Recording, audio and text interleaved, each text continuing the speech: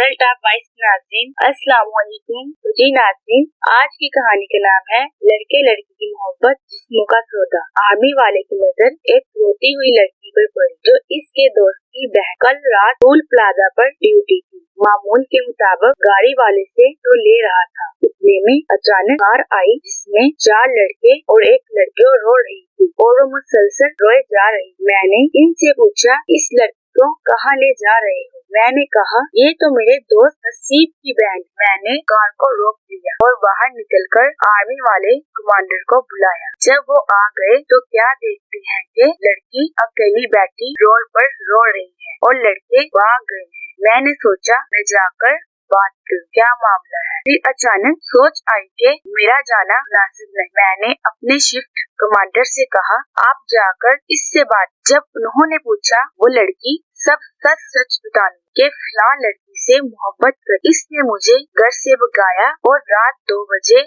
हम रवाना हो गए। मैं बहुत खुश थी और दिल भी डर रहा था। जिसको मैं अपना खैर ख्वाह समझ रही थी वो बार बार गाल मिला रहा था। रास्ते में इसने अपने दोस्तों को भी साथ ले लिया। शोर मचाने लगी तो दिल में ख्याल आया, तो खुद ही घर को छोड़कर आई हो। ना अपनी बेवा माँ का ख्याल आया और ना बहनों का, और दिल में यही दुआ कर रही थी, या अल्लाह मुझे माफ कर दे, मुझसे गलती हो गई, आइंदा नहीं करूँ। मैं चूंकि दौड़ खड़ी थी। इसने मेरी तरफ इशारा करके कहा, हाँ इस लड़के का शुक्रिया अदा कर दीजिएगा। इसके पास घर जाने के लिए किराया भी नहीं था। कमांडर ने अपने आर्मी वाली गाड़ी में लड़की को इसके घर छोड़ दिया ताकि वो सुबह होने से पहले अपने घर में हो।